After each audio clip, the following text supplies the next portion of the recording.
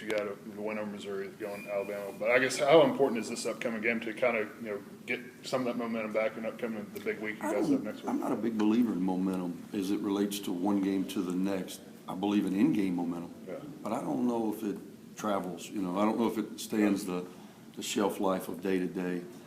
We didn't play good in Tuscaloosa and deserve to be beaten, quite frankly. When you look at it statistically, I was amazed that we had a lead late and then we weren't able to make the plays. We always talk about that in the games that we've won, especially on the road. It's come down to a play here, a play there, and somebody has to make a play, and we didn't make them. And Trevor Relaford, we put ourselves in a position where one shot beats you, and unfortunately for us, that's happened 3 times this year, and the kid hit it.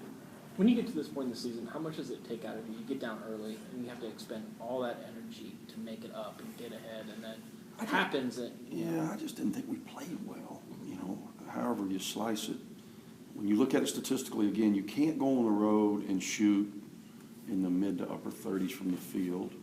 You can't get out rebounded. Defensively, we were enabled to stay in the game. I thought defensively we were pretty sound, and then we let their all-league caliber guy score the last 16 points of the game for them. Are people doing anything differently with Jarvis as they start to get more of a scouting report on who he has become?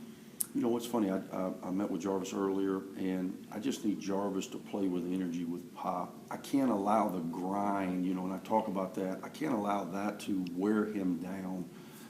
I didn't feel like he played to the standard that we've become accustomed, because I think he's played like an all-league player. He was not on his best game at Alabama. Marshall continues to struggle on the road with shooting. And if you're not getting second, third chance opportunities off the offensive glass, which we weren't, then ultimately you're not going to be able to manufacture enough to give yourself a chance. When you hold the home team under 70, you got to feel like, okay, we got to have a chance to win. But again, offensively, we just weren't very good. Andy, with Jarvis, you talked about. Despite the loss, the position really hadn't changed for the NCAA tournament. Is it still about the opportunities are there in front of you? You got big ones. Well, we've got 7 left. When I'm done with you guys, I'm going to address our team about. Well, I've got a lot of responsibilities as the head coach here, but I think one of the biggest is to lend perspective.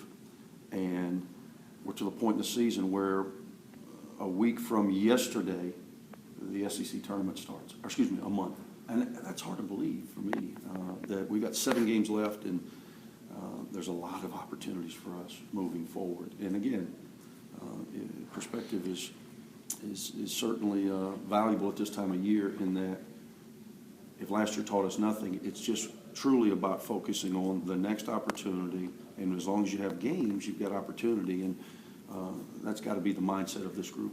Andy, with Jarvis, he's changed his game so much to become a more complete scorer. Because of that, does it make it more difficult for him to kind of carry that to the finish of the season? I don't know. He's certainly in a different position than he's ever been in before. We've always rode him hard minutes, and we've asked him to run our club. This year we're asking him to make game-winning plays. So that certainly takes a toll on you physically. But I think mentally he's up to the challenge. He's a junior in our program. He's played in big games. He's had big moments. And I know he wants to be in that position. Now it's just a matter of going out and actually making the plays. Do you think the minutes have now started to take a toll on Jarvis physically? I don't think so. I think that most every team at this time of the year is going to go through some bumps and bruises, and just because they're players, they're all susceptible to the same flu, like the colds and the flu and everything that happens with this weather. So we've just got to be smart in making sure that we take care of them and put them in a position where we can get to the game at full strength. It doesn't mean that we got to stop practicing, and sometimes I've got to remind our guys of that. We got to get better. This team has to improve. I've got a 5th-year senior in Marshall and a junior in Jarvis that have played heavy minutes, but nobody else on our team have ever been in the position that I'm asking for them to carry on today. So we've got to practice. We've got to get better. We've got to improve as a team if we have any realistic goal of reaching the postseason at any level. We've got to improve. You talked about Anthony Perez needing to play bigger. He did that a couple times against Alabama, kind of in the paint a little bit. How important is that, I guess, moving forward for him to have that kind of play style? He's another guy that went from, this time last year, he was an afterthought. He was a practice player, didn't get in the game, and now, if you look, his minutes have really increased, especially with newbies, his absence. We're down to 11 scholarship guys. A couple of those freshmen don't play that much, obviously. So I'm playing him heavy minutes, close to 30 minutes a game, playing him at the 3, playing him at the 4. He's got to accept that responsibility. His talent is certainly good enough to help us. Now he's got to reflect on the last 3-4 weeks where he's been put in that position and continue to grow through the experience.